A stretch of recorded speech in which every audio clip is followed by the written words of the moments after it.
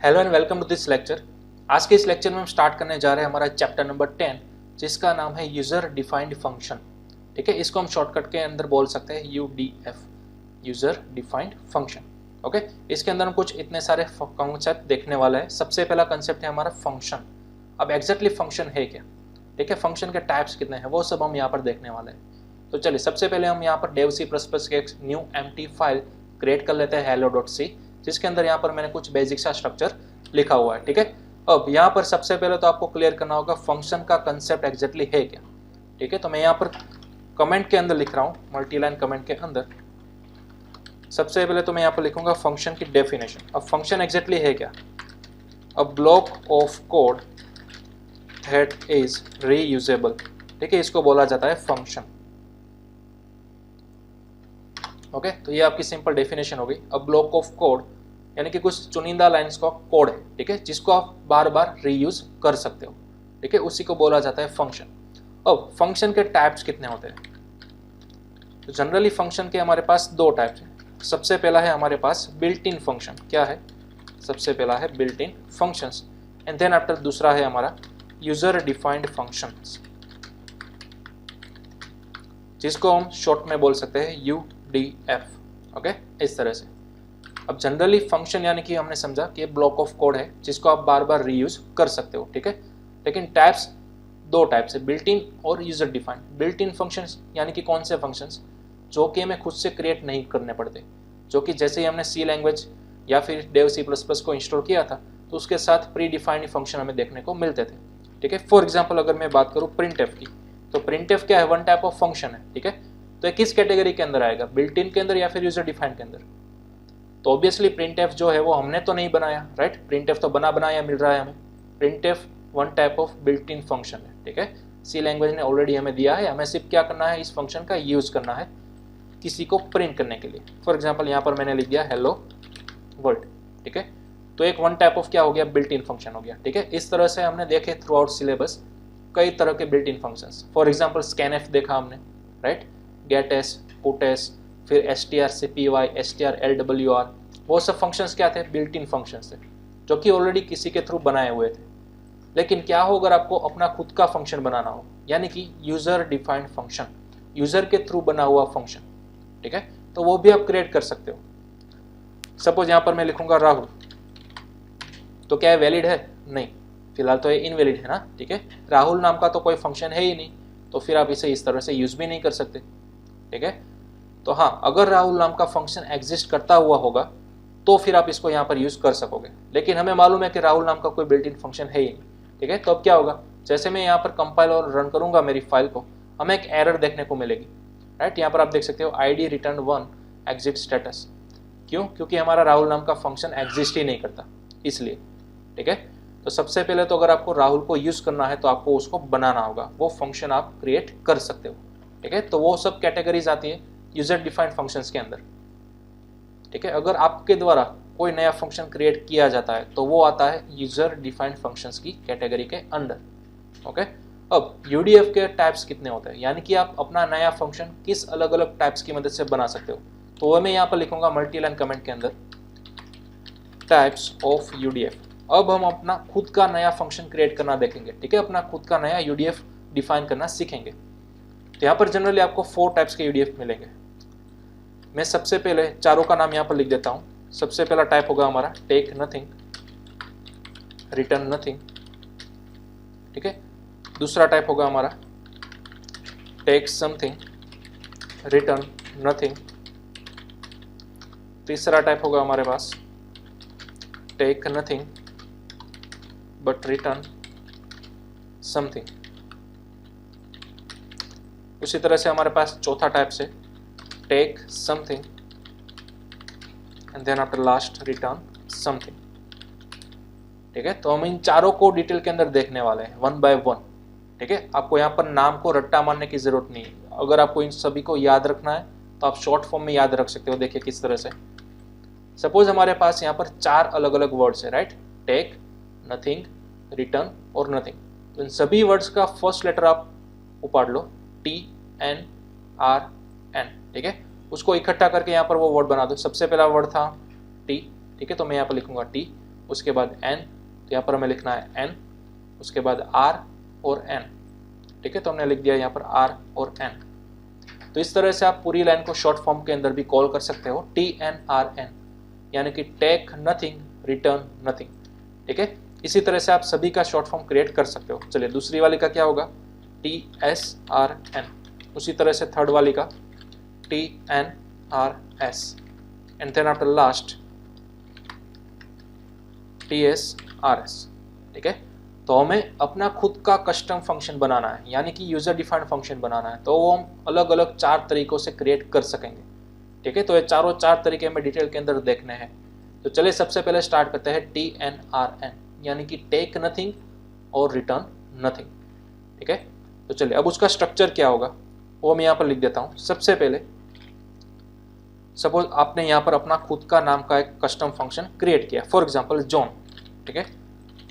तो हम सभी को मालूम है जॉन नाम का कोई भी बिल्ट इन फंक्शन अवेलेबल नहीं होता।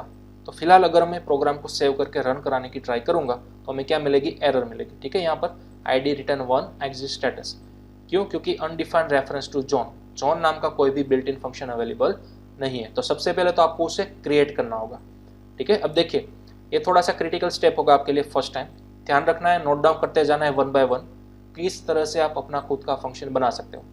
देखिए सबसे पहले आपको फंक्शन जहाँ भी बनाना हो वहाँ पर आप बना सकते हो। जनरली डेवलपर्स यूज करते हैं मेन के ऊपर, ठीक है। आप चाहो तो मेन के नीचे भी बना सकते हो, लेकिन नीचे बनाने का तरीका थोड़ा सा हार्ड है, 1 स्टेप आपको एक्स्ट्रा करना होगा।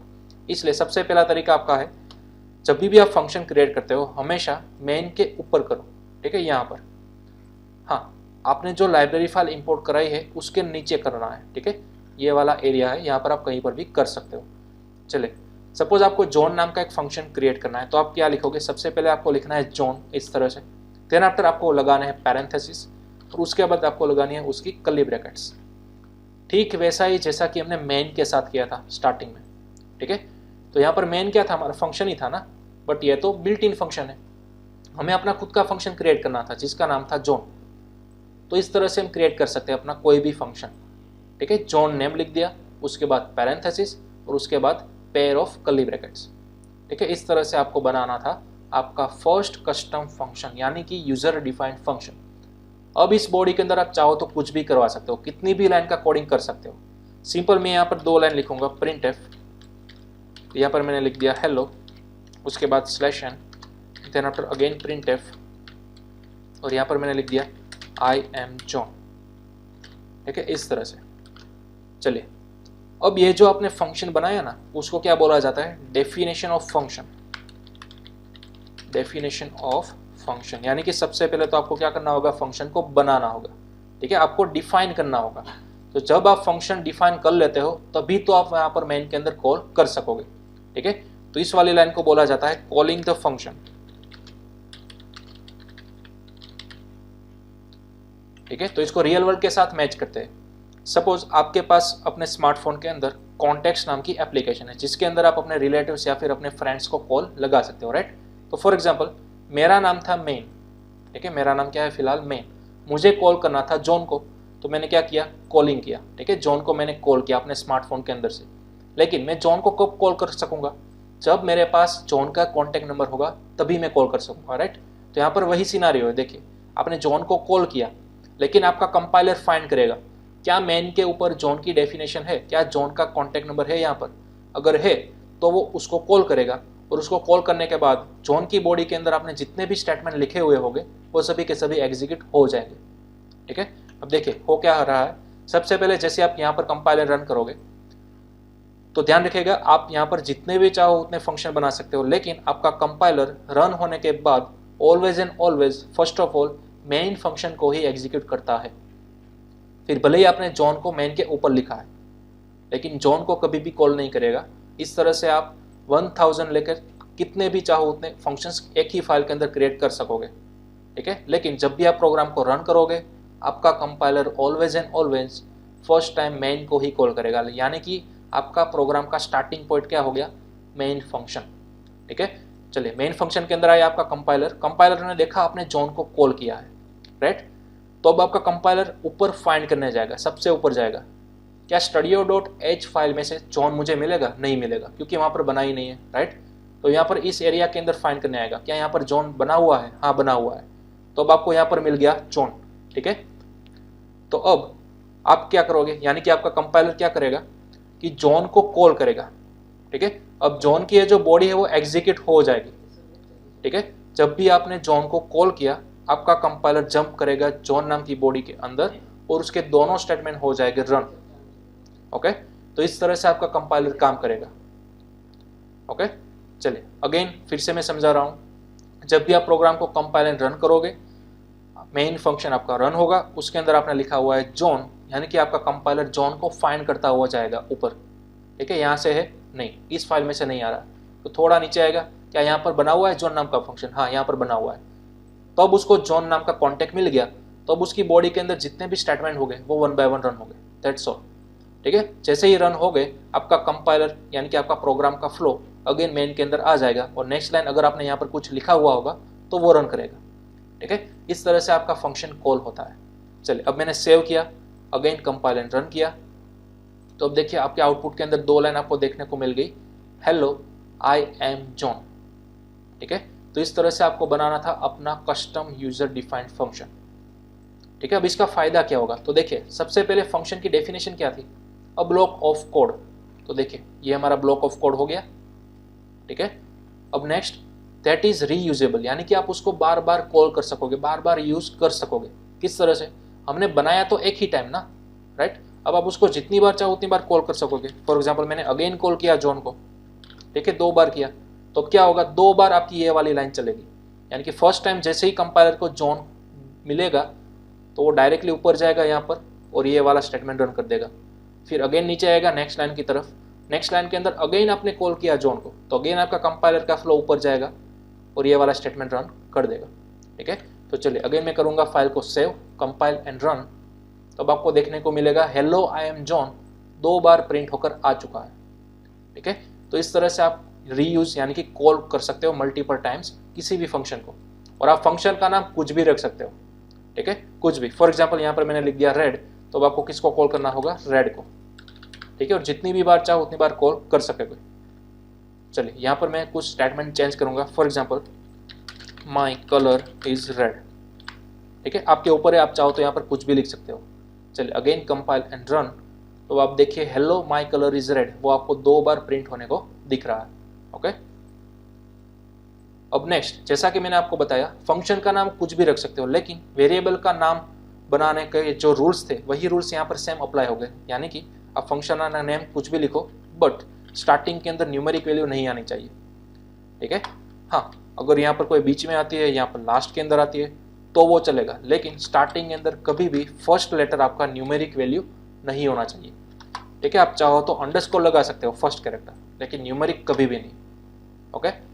और देन आफ्टर आप यहाँ पर फंक्शन का नेम बनाते वक्त स्पेस भी नहीं लिख सकते। फॉर एग्जांपल आपने ये सा लिखा रेड स्पेस वाइट, और अगर आप ऐसा करते हो तो ये इनवैलिड गिना जाएगा, आपको आपका कंपाइलर एरर रिटर्न करेगा, ठीक है। तो इस तरह से आप स्पेस वाले नाम नहीं रख सकते। हाँ, आप चाहो तो इस दोनों के बीच में अंडरस्कोर करवा सकते हो, ठीक है। तो इस तरह से मैंने करवा दिया अंडरस्कोर, तो अब ये पूरा वैलिड है क्योंकि अब ये पूरा एक ही वर्ड बन चुका, रेड अंडरस्कोर वाइट, ठीक है। चलिए अब मैं सेव करूंगा फाइल को, अगेन कंपाइल एंड रन, तो आपको वही वाला पुराना आउटपुट देखने को मिलेगा, ओके। तो इस तरह से हमने समझा कि किस तरह आप फंक्शन बना सकते हो और किस तरह उसको कॉल कर सकते हो। अब जैसे ही मैंने बोला कि आप कोई भी फंक्शन को मल्टीपल टाइम्स कॉल कर सकते हो, ठीक है। तो कई लोग ऐसा सोचेंगे कि सर क्या हम इसको लूप के थ्रू भी प्रिंट करवा सकते हैं? हाँ, आप इसको लूप के थ्रू भी मल्टीपल टाइम्स कॉल करवा सकते हो। तो इसके लिए हम क्या करेंगे, सपोज एक नया वेरिएबल क्रिएट करते हैं इंटीजर आई, ओके।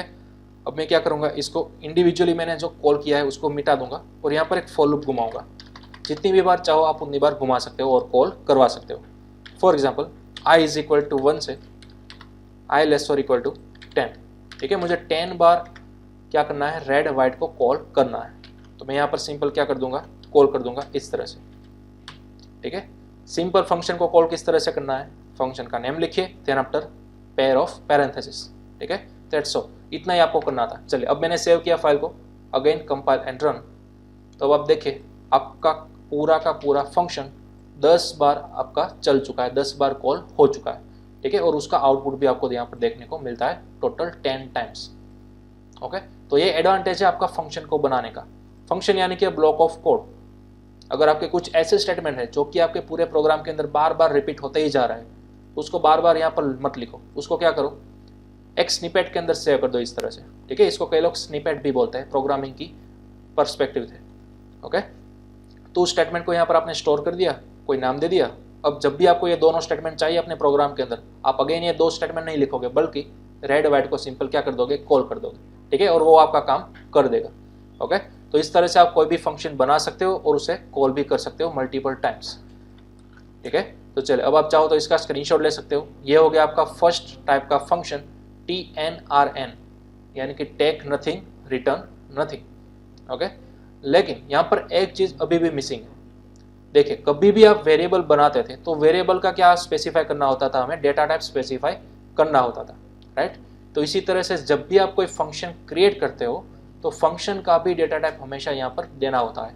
ये कंपलसरी नहीं है, लेकिन अब भी आप कोई भी नई लैंग्वेज स्टडी करोगे तो वहाँ पर आपको कोई भी फंक्शन जब भी आप बनाते हो तब यहाँ पर लेफ्ट साइड के अंदर आपको क्या करना होता है, उस पूरे फंक्शन का रिटर्न डेटा टाइप मेंशन करना होता है, राइट।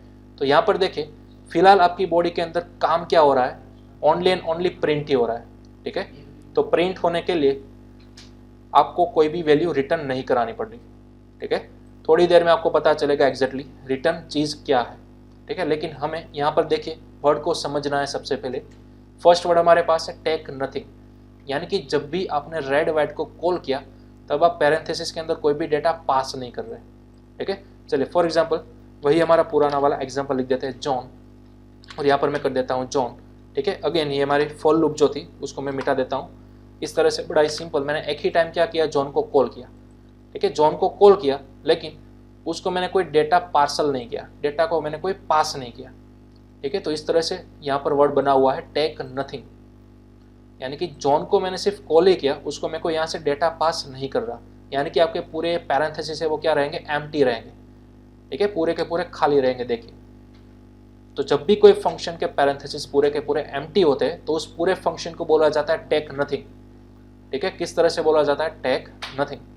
उसी तरह से आपके पास दूसरा वर्ड है रिटर्न नथिंग। रिटर्न नथिंग यानी कि क्या, अब देखिए आपके पूरी फंक्शन की बॉडी में से आप सिंपल अपने स्टेटमेंट क्या करवा रहे हो, प्रिंट करा रहे हो, कोई डेटा यहाँ से बाहर नहीं भेज रहे हो, कोई डेटा अपनी बॉडी में से सेंड नहीं कर रहे हो, ठीक है। जब भी आप जॉन को कॉल करते हो ओनली एंड ओनली ये दोनों स्टेटमेंट रन होते हैं और कुछ भी नहीं हो रहा, यहाँ से कोई डेटा आप पास नहीं कर रहे और यहाँ पर आप कोई कैच नहीं कर रहे हो, ठीक है। फिलहाल आपको यही फंडा ध्यान में रखना है।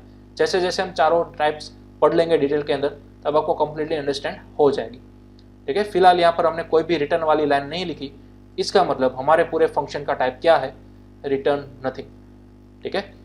और जब भी यहाँ पर आपको रिटर्न वाला कोई भी स्टेटमेंट देखने को ना मिले तब आपको यहाँ पर पूरे फंक्शन का रिटर्न डेटा टाइप वॉइड लिख देना है। क्या लिख देना है, वॉइड।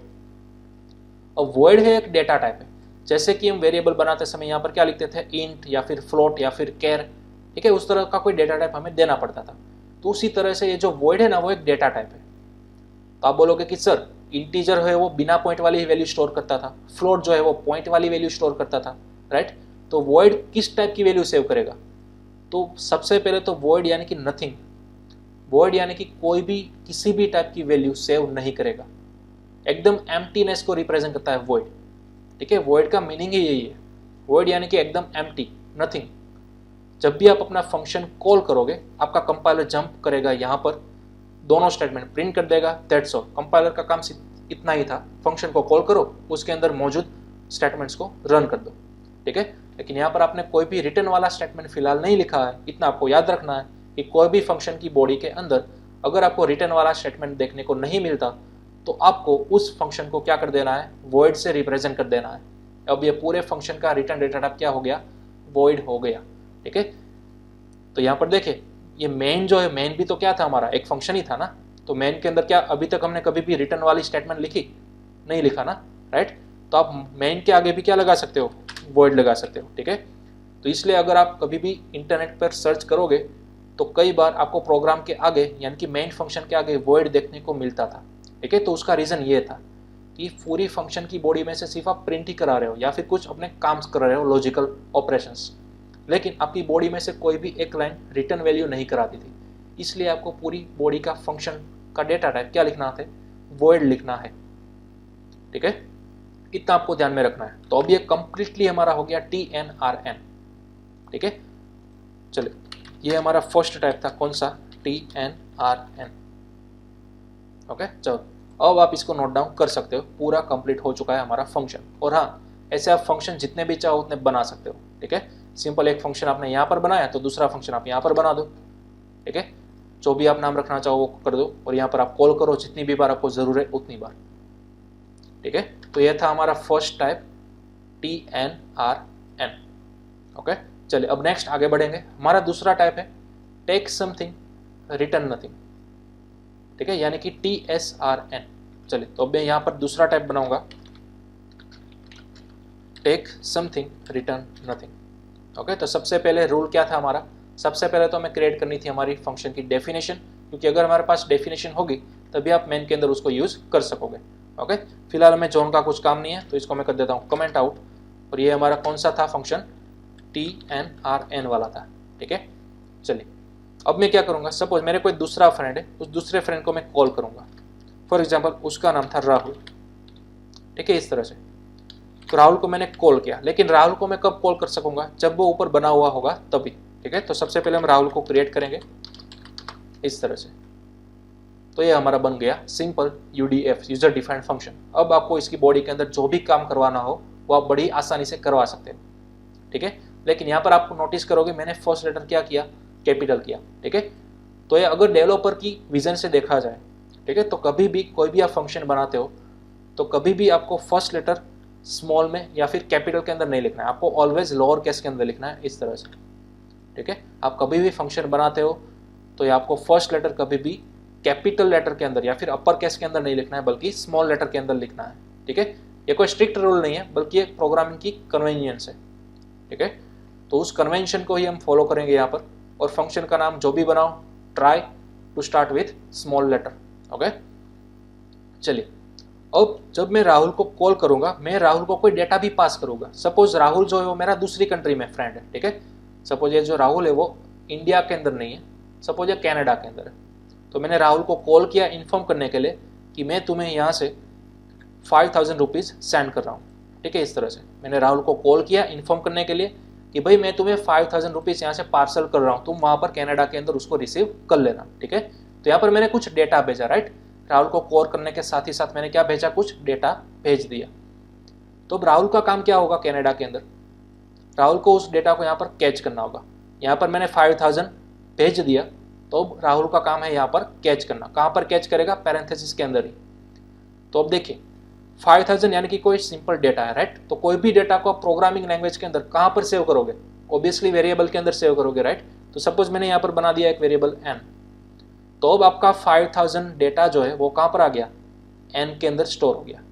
लेकिन कोई भी वेरिएबल बनाओ, वेरिएबल का क्या देना होता है, डेटा टाइप देना होता है। तो ऑब्वियसली हम यहाँ पर क्या देंगे, इंटीजर देंगे। क्यों, क्योंकि नीचे से कौन से टाइप का डेटा आप भेज रहे हो, इंटीजर टाइप का डेटा, तो इसलिए n का डेटा टाइप क्या होगा, इंटीजर ही होगा, ठीक है। अब देखिए इतना लिखने के बाद बैकएंड प्रोसेस क्या हो रही है, जो आपने ये n नाम का वेरिएबल क्रिएट किया ना, तो n के अंदर अब आपका डेटा नीचे से आ चुका है 5000। तो इस तरह से आपको देखने को नहीं मिलेगा, लेकिन इस तरह की प्रोसेस हो रही है, इनफैक्ट हो चुकी है, ठीक है। क्योंकि आपने यहाँ पर लिखा 5000, तो अब 5000 n के अंदर जा चुका है ऑलरेडी, इस तरह से सेव हो चुका है, लेकिन आपको देखने को नहीं मिलेगा, ओके। तो ये आपको ध्यान में रखना है। अब आप इस बॉडी के अंदर आप चाहो तो n को यूज कर सकते हो, अगर नहीं भी यूज करना चाहते तो भी चलेगा। सिंपल मैं यहाँ पर कर रहा हूँ printf hello I am Rahul, ठीक है। इस तरह से मैंने करवा दिया प्रिंट, ओके। चलिए अब मैंने सेव किया। अब होगा क्या, सबसे पहले मेन फंक्शन चलेगा, हमारा राहुल कॉल होगा, लेकिन साथ ही साथ आप डेटा भी पास कर रहे हो। तो सबसे पहले कंपाइलर फाइंड करेगा क्या राहुल नाम का फंक्शन आपने बनाया है, हाँ बनाया है, ओके। ये रहा, डेटा पास किया है, तो क्या राहुल ने डेटा कैच किया है, हाँ कैच किया है, ओके सक्सेस। तो अब बॉडी के अंदर मौजूद ईच एंड एवरी स्टेटमेंट क्या होगा, एग्जीक्यूट हो जाएगा, ओके। अब देखिए आपकी बॉडी के अंदर आप सिर्फ क्या करवा रहे हो, प्रिंट ही करवा रहे हो, राइट। कोई भी रिटर्न वाली लाइन नहीं लिख रहे हो। तो जब भी आप कोई भी रिटर्न वाली लाइन नहीं लिख रहे तो पूरे फंक्शन का डेटा टाइप क्या आएगा, वॉइड आएगा, ठीक है। सिंपल आपको फिलहाल इतना याद रखना है। चलिए अब मैंने फाइल को कर दिया सेव, कंपाइल एंड रन। तो अब आपको आउटपुट के अंदर मिल चुका है hello I am Rahul. Okay, फिलहाल मैंने बोला था कि 5000 एन के अंदर जा चुका है और अब आप एन को भी प्रिंट करवा सकते हो, उसको यूज में ले सकते हो अगर आप चाहो तो। ठीक है, तो चलिए अब मैं एन को प्रिंट कराऊंगा, printf %d then after n. ठीक है, चलिए सेव किया, कंपाइल एंड रन। अब आपको यहाँ पर डेटा मिल चुका है 5000। ओके, तो इस तरह से आप डेटा को एक फंक्शन में से दूसरे फंक्शन के अंदर ट्रांसफर करा सकते हो। ठीक है, ये हमारा फर्स्ट फंक्शन था मेन, ये हमारा दूसरा फंक्शन था राहुल। तो मेन में से मैंने राहुल को कॉल भी कर लिया, साथ ही साथ डेटा को पास भी कर दिया। ठीक है, फिर चाहो आप इस एन को यूज करो या फिर ना करो। और हाँ, एक नोटिस करना बात, ये जो आपने एन क्रिएट किया ना, वो सिर्फ और सिर्फ एक्सेसिबल होगा राहुल के अंदर। ठीक है, अब ये एन आप मेन के अंदर कहीं पर भी यूज नहीं कर सकते, वो आपको खास ध्यान में रखना है। ठीक है, यहाँ से आप नीचे से डेटा पास कर रहे हो तो वो ऊपर वहां पर कैच करेगा, राइट। उसकी कंट्री थी कनाडा, तो वहां पर कैच करेगा और वहीं पर ही वो रीयूजेबल होगा। अब ये एन सिर्फ और सिर्फ यहीं पर ही चलेगा, मेन के अंदर नहीं चलेगा। ठीक है, तो एक बात आपको खास नोट डाउन करके रखनी है। ओके, फिर चाहो तो आप यहाँ पर अपने मनचाहे फॉर्मेट के अंदर प्रिंट करवा सकते हो अपना आउटपुट। फॉर एग्जाम्पल, राहुल ने ये बोल दिया कि आई रिसीव्ड मनी %d यानी कि n। ठीक है, चलिए तो अब मैंने कर दिया सेव, कंपाइल एंड रन। अब आपको मिल गया अपना statement, hello I am Rahul, I received money 5000। ठीक है, इस तरह से। अब आप चाहो तो यहाँ पर डेटा को भी क्या करवा सकते हो, चेंज करवा सकते हो। चलिए मैं एक काम करूंगा, सपोज मैं राहुल को अगेन कॉल करूंगा। ठीक है, क्योंकि आप जितनी भी बार चाहो उतनी बार कॉल करवा सकते हो। चलिए अगेन मैंने लिखा 5000। ओके, सेव कर दिया, कंपाइल एंड रन। अब आपको 2 बार मिलेगा, hello I am Rahul, I received money 5000, hello I am Rahul, I received money 5000। लेकिन आपने पहली टाइम पास किया था 5000 डेटा, दूसरी बार आप चाहो तो डेटा को बदल भी सकते हो। फॉर एग्जाम्पल, इस बार मैं पास कर रहा हूँ 8000। ठीक है, तो चलिए अब देखते हैं आउटपुट क्या आता है। ओके, तो अब देखिए आपको आउटपुट में वेरिएशन देखने को मिलेगा। First of all I received money 5000 मिला, देन आई रिसीव्ड मनी 8000 मिला। ठीक है, तो इस तरह से आप राहुल को कॉल करवा सकते हो अलग अलग वैल्यूज के साथ। तो ये आपको दूसरा एडवांटेज मिला TSRN के अंदर। TS यानी कि टेक समथिंग, टेक समथिंग, आपका फंक्शन कुछ टेक करेगा। ठीक है, तो हमने यहाँ पर टेक करवाया था 5000, नीचे टेक करवाया था 8000, यानी कि कुछ टेक किया। तो अगर कोई भी फंक्शन नीचे से टेक करता है तो ऊपर उसको क्या करना होता है, कैच करना होता है। नीचे से आप डेटा को भेज रहे हो, ऊपर से आप डेटा कैच करवा रहे हो। ठीक है, तो ये जो नीचे से आप भेज रहे हो ना, उसको क्या बोला जाता है, आर्ग्यूमेंट। ध्यान रखिएगा, नीचे से आप कोई भी टाइप का डेटा भेजते हो तो उस डेटा को बोला जाता है आर्ग्यूमेंट, या फिर उसका दूसरा नाम है पैरामीटर। ठीक है, तो इस फंक्शन के अंदर आपने क्या भेज दिया, एक आर्ग्यूमेंट भेज दिया या फिर एक पैरामीटर भेज दिया, और सेम टू सेम दूसरी बार भी। ओके, तो ये आपको बेनिफिट मिलेगा TSRN के अंदर। हाँ, रिटर्न आप फिर भी अभी यहाँ पर कुछ भी नहीं करवा रहे हो, वो हम फ्यूचर सेशंस के अंदर देखेंगे।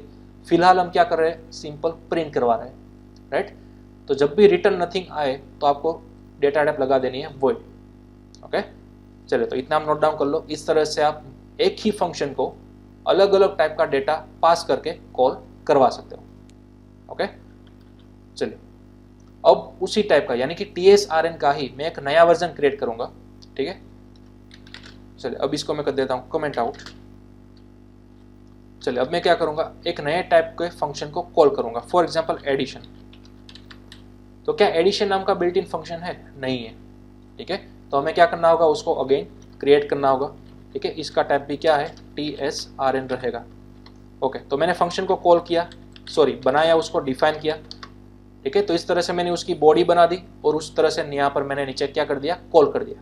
अब मेरा गोल क्या है कि यहाँ पर मैं 2 वैल्यू इंसर्ट करवाऊंगा, और वो 2 वैल्यू आप कोई भी ले सकते हो, फॉर एग्जाम्पल 8 एंड 3। ठीक है, तो अब क्या किया, देखिए जैसे ही मैंने 2 वैल्यू पास की तो इस फंक्शन का काम क्या होगा, इस फंक्शन का काम होगा कि यहाँ पर आप जो भी 2 वैल्यू पास करवा रहे हो उसका सम आपको रिटर्न करके देगा। ठीक है, मेरा इंटेंशन यही है। तो चलिए सबसे पहला स्टेप, आपने अगर नीचे से वैल्यू भेजी, नीचे से वैल्यू सेंड कर दी, तो वो दोनों वैल्यू आपको यहाँ पर ऊपर कैच करनी होगी। ठीक है, तो यहाँ पर 2 वैल्यू है नीचे से, तो आपको यहाँ पर 2 वेरिएबल बनाने होंगे। फॉर एग्जाम्पल वेरिएबल का नाम कुछ भी रख दो, मैंने रख दिया N1 और N2। लेकिन इन दोनों का मुझे क्या रखना होगा, डेटा टाइप भी सेट करना होगा कि दोनों की वैल्यू फिलहाल हमें क्या मिलेगी, इंटीजर मिलेगी, राइट। तो अब देखिए 8 जो है वो N1 के अंदर आ चुका है, 3 जो है वो n2 के अंदर आ चुका है, ठीक है। तो अब हमें एक बात तो क्लियर होगी कि जितने टाइप्स यानी कि जितने अमाउंट ऑफ नंबर्स आर्ग्यूमेंट्स आप नीचे से पास करते हो उतने ही अमाउंट्स ऑफ वेरिएबल्स आपको ऊपर क्रिएट करने होंगे, ठीक है। यहाँ पर 2 वैल्यू पास करते हो तो आपको 2 वेरिएबल्स बनाने होंगे।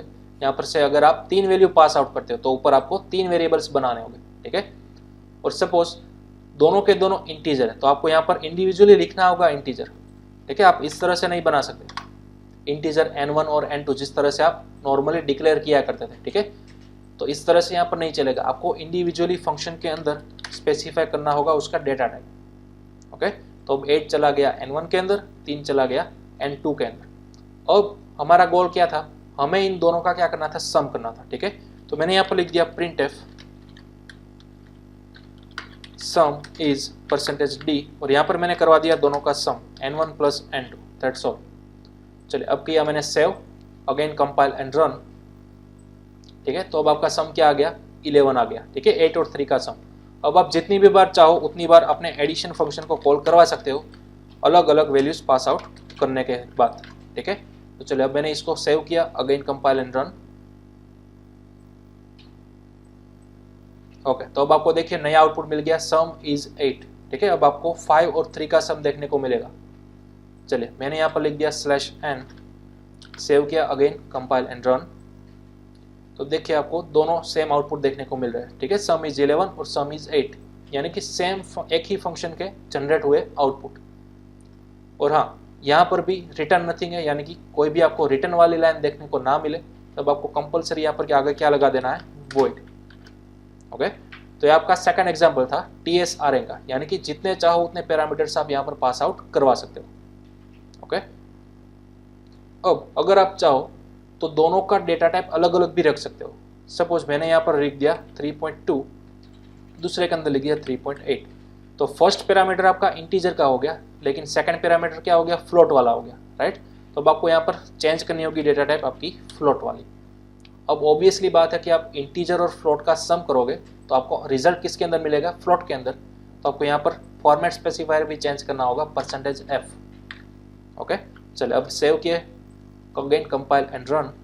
अब देखिए आपको फ्लोट वैल्यू के अंदर आपका आउटपुट देखने को मिलेगा, ठीक है। तो डजंट मैटर आप नीचे से कौन से टाइप के वेरिएबल्स या फिर वैल्यूज पास कर रहे हो, जिस भी टाइप के आप पास आउट करते हो उसी सेम टाइप के ऊपर आपको वेरिएबल्स के अंदर डेटा कैच करना होगा, ओके। और यहाँ पर यह भी नेसेसरी नहीं है कि आप यहाँ पर डायरेक्टली वैल्यूज ही सेंड कर सकोगे। आप चाहो तो यहाँ पर प्री डिफाइंड वेरिएबल बना दो, फॉर एग्जाम्पल a = 9, ठीक है। उसी तरह से फ्लोट के अंदर b = सपोज 5.3, ठीक है। इस तरह से मैंने 2 वेरिएबल्स अलग अलग पास कर दिए। तो यहाँ पर पहला बनाया a, दूसरा बनाया b।